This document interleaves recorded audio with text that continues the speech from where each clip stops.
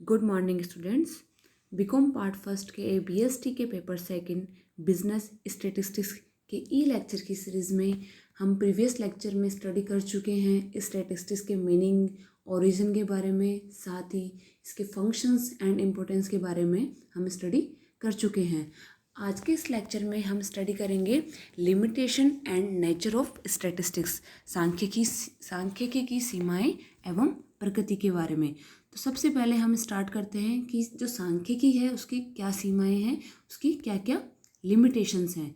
तो अगर हम लिमिटेशन की बात करते हैं तो सबसे फर्स्ट आता है हमारे सांख्यिकी केवल गुणात्मक तथ्यों का विश्लेषण है। सांख्यिकी केवल संख्यात्मक तथ्यों का विश्लेषण है, गुणात्मक तथ्यों की इसमें उपेक्षा की जाती है। जैसे मैंने पहले भी बताया आपको, जो सांख्यिकी स्टैटिस्टिक्स में सबसे पहले हमें डेटा कलेक्ट किए जाते हैं और जो डेटा कलेक्ट किए जाएंगे वो सारे संख्यात्मक होते हैं, उसमें सब में डिजिट आती है। तो संख्यात्मक तथ्यों का इसमें विश्लेषण किया जाता है। जैसे इसमें हम हाइट, किसी की एज, वेट, इन सब के बारे में विश्लेषण कर सकते हैं। लेकिन जो भी गुणात्मक तथ्य हैं, जैसे किसी की हेल्थ सिचुएशन क्या है, इंटेलेक्चुअल क्या है उसकी, या किसी की पॉवर्टी अगर हम उसका एनालिसिस करें, तो इन सब चीज़ों की उपेक्षा की जाती है। लेकिन साथ ही हमें ये भी ध्यान रखना है कि स्टैटिस्टिक्स में गुणात्मक तथ्यों का विश्लेषण तो नहीं किया जाता, डायरेक्टली तो नहीं किया जाता, लेकिन इनडायरेक्टली किया जा सकता है। जैसे मैंने एग्जांपल दिया आपको हेल्थ सिचुएशन का, तो किसी भी सिटी की अगर हेल्थ सिचुएशन हमें पता करनी है, किसी दो सिटीज़ का कंपैरिजन करना है, तो हम वहाँ की डेथ रेट के हिसाब से कर सकते हैं। जहाँ की डेथ रेट कम है तो वहाँ उस सिटी की हेल्थ सिचुएशन हम अच्छी बता सकते हैं, जहाँ की डेथ रेट ज़्यादा है वहाँ की हेल्थ सिचुएशन खराब बताई जाएगी। ऐसे ही अगर हम इंटेलेक्चुअल की बात करते हैं, बुद्धिमत्ता स्तर की बात करते हैं स्टूडेंट्स की, तो हम उनके जो भी प्राप्तांक आए हैं, जो भी उनके मार्क्स आए हैं, उसके बेस पे हम डिसाइड कर सकते हैं किसका इंटेलेक्चुअल लेवल अच्छा है और किसका कम है। तो सांख्यिकी संख्यात्मक तथ्यों का तो विश्लेषण करता है, लेकिन गुणात्मक तथ्यों की उपेक्षा यहाँ पे करी जाती है। नेक्स्ट आता है समूह का अध्ययन, व्यक्तिगत इकाइयों की उपेक्षा। तो सांख्यिकी में क्या होता है, केवल समूह का अध्ययन करती है सांख्यिकी, व्यक्तिगत इकाइयों का नहीं। तो statistics deal with aggregates but not with individuals. तो जब भी हमने देखा, जब डेटा कलेक्ट किए जाते हैं वो समूह में कलेक्ट किए जाते हैं, उसके बेस पे ही हमारे रिजल्ट निकाले जाते हैं। फॉर एग्जाम्पल, अगर हम किसी सिटी की पर कैपिटा इनकम की बात करते हैं, प्रति व्यक्ति आय की बात करते हैं, तो हमें रिसर्च से पता चला कि किसी सिटी की 20% प्रति व्यक्ति आय बढ़ रही है, पर कैपिटा इनकम बढ़ रही है। इसका मतलब ये नहीं निकाल सकते हम कि हर इंडिविजुअल व्यक्ति की इनकम 20% बढ़ी है। हो सकता है किन्हीं लोगों की इनकम तो 40% बढ़ गई हो, किन्हीं की 10% ही बढ़ी हो, किन्हीं की बढ़ी भी ना हो। तो जो सांख्यिकी है वो समूह का अध्ययन करती है, व्यक्तिगत इकाइयों की उपेक्षा करती है। इससे नेक्स्ट चलते हैं, सांख्यिकी रीति किसी समस्या के अध्ययन की एकमात्र रीति नहीं है। तो जो सांख्यिकी रीति है वो किसी प्रॉब्लम या रिसर्च की एकमात्र रीति नहीं। इसमें बताया गया है कि अगर सांख्यिकी की कोई निष्कर्ष निकाला जाता है किसी रिसर्च का, तो उस पर ऐसे ही विश्वास नहीं किया जाना चाहिए। इस पे आगे इसके प्रयोग, अंतरावलोकन, निगमन के द्वारा और भी इसके जो भी रिजल्ट आए हैं उनकी सत्यता की जांच करनी चाहिए। तो इस कारण किसी भी समस्या के समाधान के लिए इसे एकमात्र रीति नहीं कहा जा सकता। इसकी नेक्स्ट लिमिटेशन है संदर्भ रहित विश्लेषण एवं निर्वचन की स्थिति में सांख्यिकी के निष्कर्ष असत्य एवं भ्रामक हो सकते हैं। अगर बिना रेफरेंस के कोई विश्लेषण किया जाए, कोई इंटरप्रिटेशन किया जाए, तो सांख्यिकी के जो निष्कर्ष आएंगे वो असत्य व भ्रामक हो सकते हैं। फॉर एग्जाम्पल, अगर हम 3 कंपनीज़ की अगर इनकम की बात करते हैं और उसका एवरेज निकाला जाता है, तो हमारी एवरेज आता है, अगर एवरेज हमारा एवरेज प्रॉफिट अगर हम देखते हैं तो एवरेज प्रॉफिट तीनों यूनिट्स का, तीनों कंपनीज़ का बराबर आता है, 2 लाख 2 लाख 2 लाख आता है। लेकिन इसका मतलब ये नहीं है कि तीनों यूनिट, इससे हम ये निष्कर्ष नहीं निकाल सकते, इंटरप्रिटेशन नहीं निकाल सकते कि तीनों कंपनीज़ की 3 सालों का अगर हमने एवरेज प्रॉफिट निकाला है तो तीनों सालों में उनके एवरेज प्रॉफिट बराबर होंगे।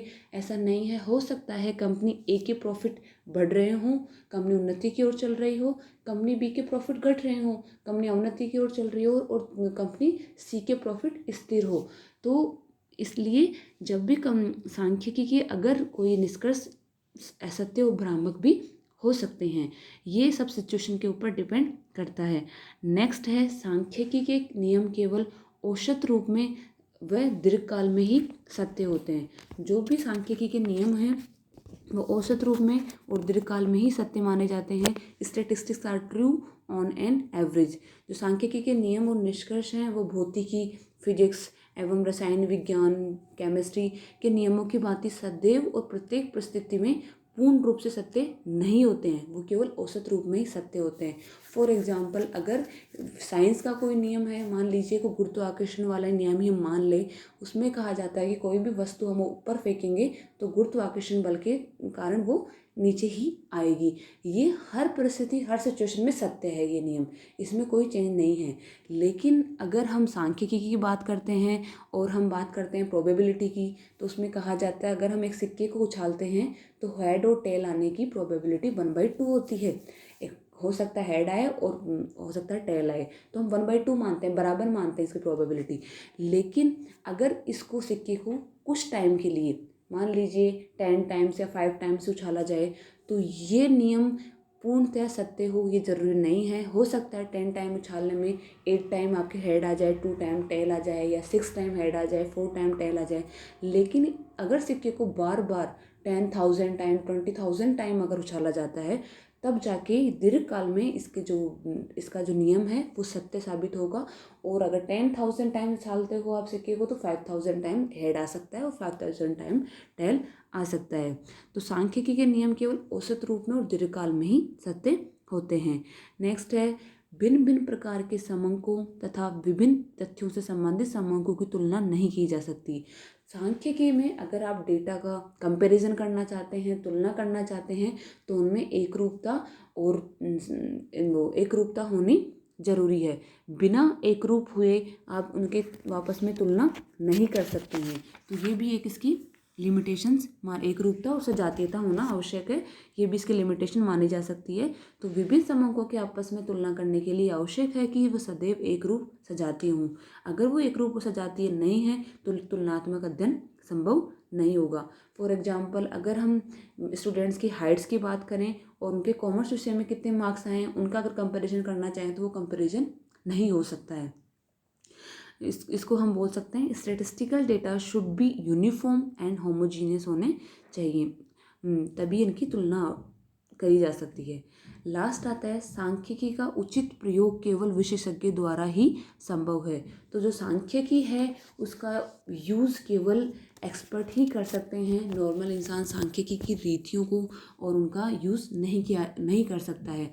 अगर कोई विशेषज्ञ नहीं है और वो सांख्यिकी रीतियों का यूज़ कर रहा है तो उसके जो भी रिजल्ट आएंगे वो रिजल्ट भ्रामक हो सकते हैं। जैसे अगर किसी हम प्रोफेशन की बात करते हैं, डॉक्टर की बात करते हैं, तो डॉक्टर अगर स्पेशलिस्ट है वो तभी वो दवाई सही दे सकता है और उसका इलाज कर सकता है। अगर हम किसी नॉर्मल इंसान की बात करें तो वो नहीं कर सकता। ऐसे ही सांख्यिकी का भी उचित प्रयोग केवल विशेषज्ञ द्वारा ही किया जा सकता है। ये इसकी सांख्यिकी की लिमिटेशंस हैं। इतनी लिमिटेशंस होने के बाद भी हम सांख्यिकी की जो इम्पोर्टेंस है उसको हम नेगलेक्ट नहीं कर सकते। सांख्यिकी का वही इम्पोर्टेंस है और हर जगह आपकी सांख्यिकी काम में आती है। इससे नेक्स्ट हम चलते हैं सांख्यिकी की प्रकृति, नेचर ऑफ स्टैटिस्टिक्स। नेचर की बात करते हैं तो सांख्यिकी को कला और विज्ञान दोनों माना जाता है। अब कला और विज्ञान माना क्यों जाता है, हम इसको डिटेल में देखते हैं। सबसे पहले आता है सांख्यिकी विज्ञान के रूप में, कि सांख्यिकी को अगर साइंस हम कह रहे हैं तो वो क्यों कह रहे हैं। अगर हम विज्ञान की बात करते हैं तो साइंस होता क्या है। सबसे पहले तो हमें ये देखना पड़ेगा कि मीनिंग ऑफ साइंस क्या है। तो ज्ञान का क्रमबद्ध समूह साइंस होता है। जैसे ज्ञान का क्रमबद्ध समूह साइंस माना गया है, वैसे ही स्टैटिस्टिक्स में भी जो स्टैटिस्टिकल मेथड है वो उनका क्रमबद्ध समूह है। वो भी निरंतर क्रमबद्ध ही रीतियाँ यूज़ की जाती हैं। जैसे सबसे पहले मेजर ऑफ सेंट्रल टेंडेंसी आता है, जिसमें हम मीन, मोड, मीडियन, सब एवरेज ज्ञात करते हैं। उसके बाद हम डिस्पर्जन, इसका नेक्स्ट स्टेप है डिस्पर्जन, उसके नेक्स्ट स्क्यूनेस, उसके बाद कोरिलेशन। तो ये इसका क्रमबद्ध है, इसको हम चेंज नहीं कर सकते। तो साइंस की तरह ही सांख्यिकी में भी क्रमबद्ध ज्ञान का क्रमबद्ध समूह यूज में लिया जाता है। नेक्स्ट है साइंस विधियाँ तथा नियम सार्वभौमिक है। जो विज्ञान के जो नियम हैं और विधियाँ हैं वो सार्वभौमिक हैं। तो ऐसे ही इसी में हम देखते हैं तो स्टैटिस्टिक्स में भी कुछ नियम है, कुछ विधियां हैं, वो सार्वभौमिक मानी जाती हैं। जैसे कि इसमें महांग जड़ता का नियम, law of inertia of large numbers, और प्रोबेबिलिटी है, लॉ ऑफ प्रोबेबिलिटी हो गया। ये सारे जो नियम हैं और सांख्यिकी विधियों की हम बात करते हैं, तो जो भी इसकी मेथड्स हैं, स्टैटिस्टिकल मेथड्स हैं, उनको ये भी सार्वभौमिक सब जगह वही यूज़ में लिए जाते हैं। नेक्स्ट आता है विज्ञान के रूप में कारण व परिणाम के संबंधों का विश्लेषण किया जाता है। ऐसे ही सांख्यिकी में भी डेटा कलेक्ट करके और उनका एनालिसिस करके जो भी हमारे डेटाज हैं उनमें कारण और परिणाम का संबंध का विश्लेषण किया जाता है। तो डेटा का कलेक्शन करने के बाद में डेटा में जो कारण और परिणाम के संबंधों का विश्लेषण किया जाता है। साइंस की बात करते हैं तो साइंस के लिए कहा जाता है कि पूर्वानुमान की क्षमता होती है साइंस में। ऐसे ही स्टैटिस्टिक्स में भी हम केवल वर्तमान का ही रिजल्ट नहीं निकालते हैं, हम पूर्वानुमान भी लगाते हैं। जैसे पहले भी इम्पोर्टेंस में बताया गया था कि जैसे कई बार योजनाएं प्लानिंग वगैरह करी जाती हैं, कई योजनाएं बनाई जाती हैं, पॉलिसी बनाई जाती हैं, तो एक तरह से उसमें पूर्वानुमान ही लगाए जाते हैं डेटा के बेस पे। प्रीवियस जो हमारे पास डेटा अवेलेबल हैं, अभी के जो डेटाज हैं, उनको देखते हुए पूर्वानुमान लगाए जाते हैं कि अगर कोई पॉलिसी बनाई जा रही है तो वो कितनी कारगर सिद्ध होगी। साइंस निरंतर गतिशील बताया गया है, तो ऐसे ही स्टैटिस्टिक्स भी निरंतर गतिशील है और ये निरंतर प्रोग्रेस कर रही है। इससे आगे हम बात करते हैं कला के रूप में साइंस की। तो कला के रूप में स्टैटिस्टिक्स की बात करते हैं। तो कला के रूप में स्टैटिस्टिक्स ये बताता है कि कार्य कैसे करें या फिर कार्य को करने का सर्वोत्तम ढंग क्या है, ये स्टैटिस्टिक्स कला के रूप में बताता है। तो कला की हम बात करते हैं तो समस्याओं का समाधान किस प्रकार किया जाए तथा समस्या का सर्वोत्तम समाधान क्या हो सकता है का अध्ययन किया जाता है। तो कला यही होती है कि कोई भी समस्या है उसका समाधान हम बहुत ही अच्छे तरीके से किस तरीके से कर सकते हैं। तो सांख्यिकी भी हमें ये बताता है, अगर हम एवरेज की बात करते हैं, कोई समस्या है हम उसमें अगर एवरेज निकाल रहे हैं, तो सांख्यिकी के अलग अलग स्टैटिस्टिकल्स मेथड्स हैं, जिसमें हम अगर मेजर ऑफ सेंट्रल टेंडेंसी की बात करते हैं तो उसमें हमें एवरेज निकालने के लिए मीन भी निकाल सकते हैं, मोड, मीडियन, तीनों में कुछ भी ज्ञात कर सकते हैं। साथ ही मीन की भी हम बात करते हैं तो मीन में भी arithmetic mean, geometric mean, harmonic mean की आता है। तो किसी भी प्रॉब्लम को देखते हुए उस प्रॉब्लम के अकॉर्डिंग हम कोई भी स्टैटिस्टिकल मेथड का चूज़ कर सकते हैं और उसकी स्टडी के बाद में उसका अच्छे से रिजल्ट निकाला जा सकता है। तो कला की तरह सांख्यिकी भी समस्याओं का समाधान किस प्रकार सर्वोत्तम ढंग से किस प्रकार किया जा सकता है इसका ये बताती है। कला में विशेष चतुराई, आत्मसंयम और अनुभव की आवश्यकता होती है। वैसे ही स्टेट्स में भी अगर आप कोई रिसर्च कर रहे हैं, कोई प्रॉब्लम आपके सामने है, तो उसके सॉल्यूशन के लिए आपके अगर डेटा भी आप कलेक्ट कर रहे हो, अगर आप एनालिसिस कर रहे हो, क्लासिफिकेशन कर रहे हो, विशेष चतुराई का यूज़ कर रहे हो, इंटरप्रिटेशन कर रहे हो, तो उसमें भी आपको विशेष चतुराई,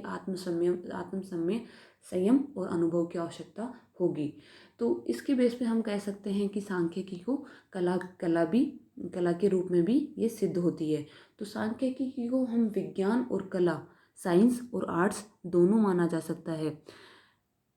तो इससे हमने इस लेक्चर में देखा कि सांख्यिकी की कुछ लिमिटेशंस हैं, लिमिटेशंस के बारे में हमने देखा, साथ ही सांख्यिकी का नेचर के बारे में देखा और इससे हमें पता चला कि सांख्यिकी की काफ़ी लिमिटेशन होने के बावजूद भी काफ़ी इम्पोर्टेंस भी है। तो अगर कोई सांख्यिकी का यूज़ कर रहा है तो उसको लिमिटेशंस को ध्यान में रखते हुए अपनी रिसर्च करनी चाहिए, ताकि सांख्यिकी का वो ज़्यादा से ज़्यादा उसको इसके लिए महत्व हो और उसका यूज़ कर सके। और प्रकृति की हम बात करते हैं तो हमने देखा सांख्यिकी को कला और विज्ञान दोनों माना जाता है। इस लेक्चर में बस इतना ही। इससे आगे नेक्स्ट टॉपिक हम नेक्स्ट लेक्चर में स्टार्ट करते हैं। Thank you.